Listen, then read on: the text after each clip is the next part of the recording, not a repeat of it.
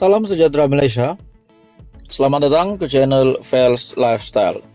Info padu, info hangat disediakan di dalam channel ini.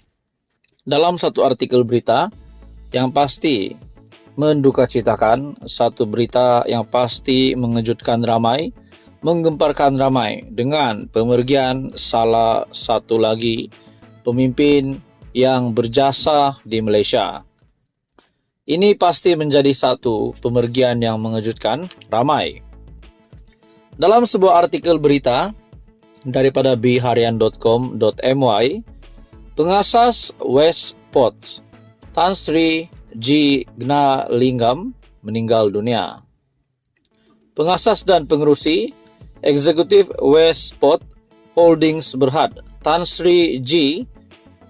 berumur 78 tahun meninggal dunia hari ini. Artikel berita pada Julai 11. Mendiang mengasaskan syarikat pengendali pelabuhan itu bersama Ahmayuddin Ahmad selepas mendapat konsesi pada 1994. Westport memperoleh konsesi selama 60 tahun untuk mengendali dan memperbesarkan terminal kontena di Pulau Indah dan Pelabuhan Klang yang akan berakhir pada tahun 2054. Ia adalah salah satu daripada 3 pelabuhan utama di Selat Melaka yang mengendalikan gerbang kargo kontena penghantaran. Menurut senarai Forbes, Gnanalingam ialah individu ke-13 paling kaya di Malaysia dengan nilai bersih AS 1.4 bilion bersamaan dengan ringgit Malaysia 6.5 bilion pada tahun 2023. Anak lelakinya, Datuk Ruben Emir Gnanalingam Abdullah, kini ialah pengarah urusan Westport, manakala anak perempuannya, Shahlin, ialah pengarah bukan bebas, bukan eksekutif. Westport telah berkembang menjadi salah satu syarikat terbesar di Bursa Malaysia hari ini dengan permodalan pasaran mencuca RM12 bilion. Gnanalingam memulakan kerjayanya bersama British American Tobacco BAT pada 1968 sebagai wakil jualan dan kemudiannya dinaikkan pangkat sebagai pengarah pemasaran kumpulan pada 1980. Turut dikenali sebagai peminat sukan dan pernah menjadi atlet. Gnanalingam juga dikenali sebagai seorang pakar pemasaran.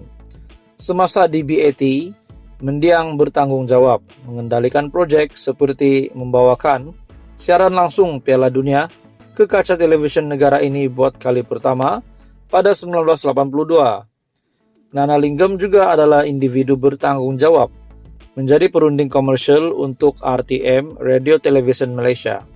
Apabila berjaya meningkatkan pendapatan stesen penyiar itu daripada RM55 juta pada 1988 kepada RM350 juta pada 1996.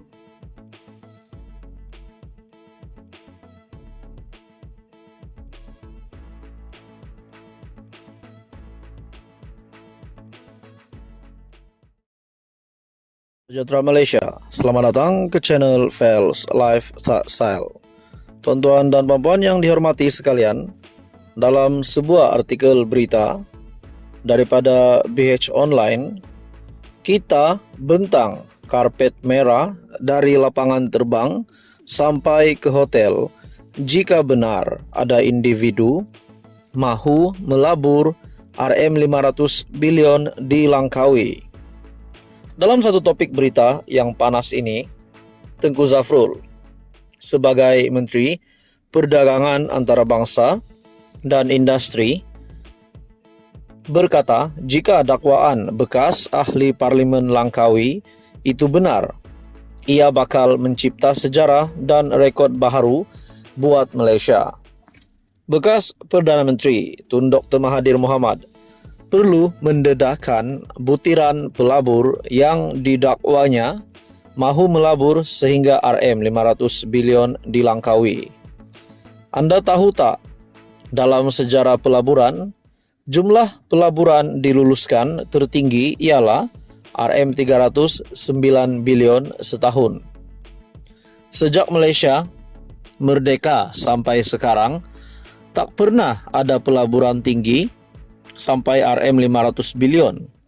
Masa Dr. Mahathir jadi Perdana Menteri, tak pernah ada pelaburan diluluskan setinggi itu.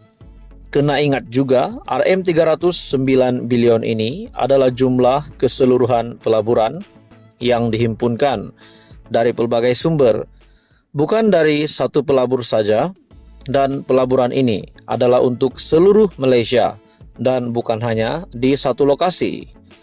Jika betul ada satu pelabur sanggup labur sampai RM500 bilion di Langkawi saja, ini bakal jadi rekod baru di Malaysia. Katanya dalam satu penjelasan menerusi video di Facebook beliau. Sebagai menteri yang menjaga pelaburan, Tengku Zafrul berkata, andai benar dakwaan pelabur ini wujud, kerajaan akan mempermudahkan kemasukan pelaburan ini. Saya tak kisah siapa yang membawa masuk pelaburan itu, sama ada Dr. Mahathir, kerajaan atau pembangkang. Sebab kalau ada pelaburan masuk, yang terima manfaat adalah rakyat. Jadi, saya nak minta jasa baik Dr. Mahathir kongsi butiran pelabur ini. Sedangkan pelabur nak melabur juta-juta pun kita sambut dengan tangan terbuka. Ini kan pula nak labur RM500 bilion. Memang kita bentang kapet merah dari lapangan terbang sampai ke hotel, katanya. Dr. Mahathir pada satu program bual bicara anjuran proklamasi orang Melayu di Pusat Konvensyen Shah Alam Sabtu lalu mendakwa berjumpa dengan pelabur yang berhajat melabur RM500 bilion di Pulau Peranginan Popular itu, namun tidak mendedahkan individu berkenaan. Ada orang nak melabur, mereka jumpa saya. Mereka kata nak melabur di Pulau Langkawi sebanyak RM500 bilion. Tetapi katanya tak ada menteri yang sudi jumpa dengan dia.